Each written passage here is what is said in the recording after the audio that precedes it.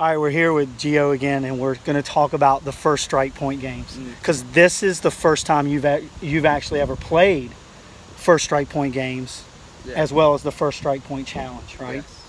And so, just give me your first impression. I think it was very good.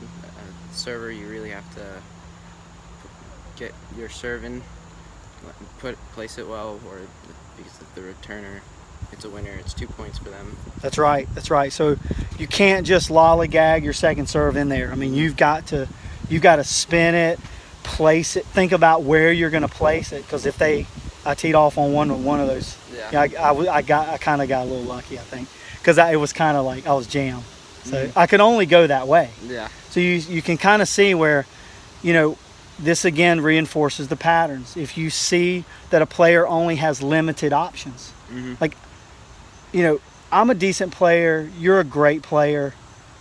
It doesn't matter if you're Roger Federer, Nadal, or you're starting out, Everyone has limitations, and then no one has unlimited shots. Even the best in the world, they have more. Yeah.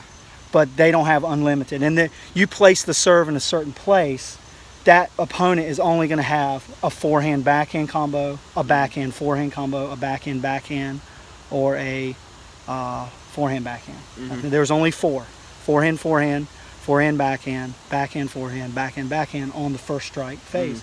And so the first strike point games emphasize run your patterns, stick with your foundational stuff, so you're not panicking. Yeah. Right? So tell me what it felt like to just get absolutely obliterated when I served that first, because I beat you down 7-0. Yeah. But in all honesty, it was your first time, so you didn't know what to expect. I did, though. So because I created it, so I know what to expect. So tell me what was going through your mind, and what adjustments you needed to make, you felt like you needed to make, to take the second one that I served to 7-5. You almost got me on the second one. So I would say placing my returns better. yeah, because in the first game, I really ate up your return, and I won a lot of S1 combinations and denied you the R1, which I denied you the first strike point.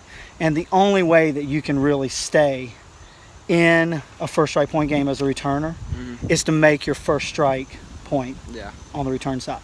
So that's why I created the game, Gio, is to give confidence to the server, because who has the advantage in first strike point games? Server. The server, definitely. They can make their S and S1 and deny the return of the R1, which is what I did to you, and that's why I beat you 7-0. Yeah. Because I jumped 2-2-2. If you hit a clean winner, so if I don't do a lot with my serve, or you don't, then you can leapfrog a player. It really plays with your mind, doesn't it? Yeah. It really makes you focus.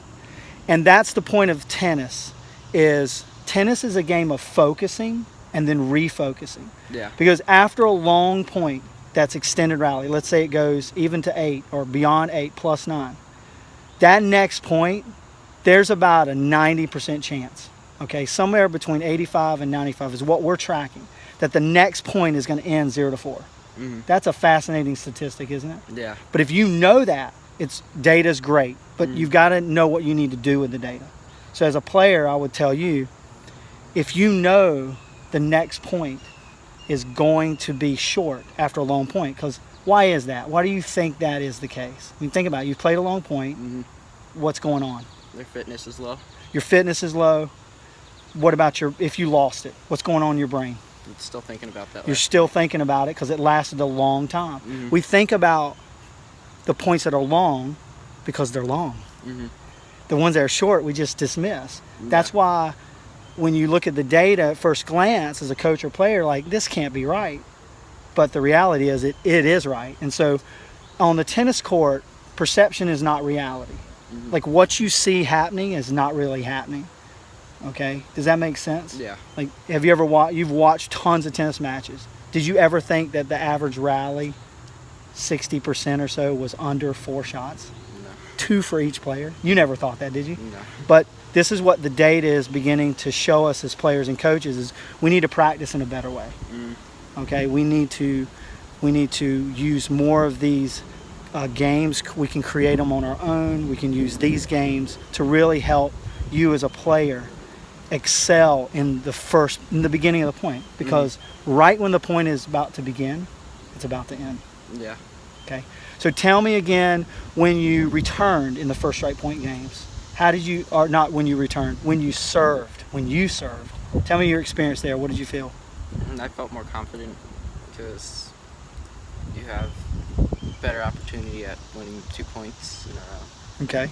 And how did you feel about the patterns we actually just worked on and going into the first strike point game? I think that helped, especially on the returns. Okay. Trying to open up the court for your next shot and come into the net, possibly. Okay.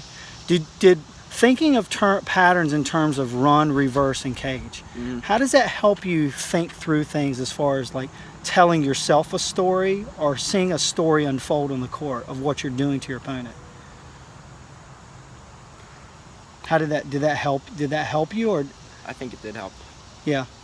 Just kind of picturing what I'm gonna do next. And then what's happening to them, right? I mean, you've got to figure, okay, what's going on in their mind. You keep running them, and all of a sudden you throw in a different ball, a reverse, right?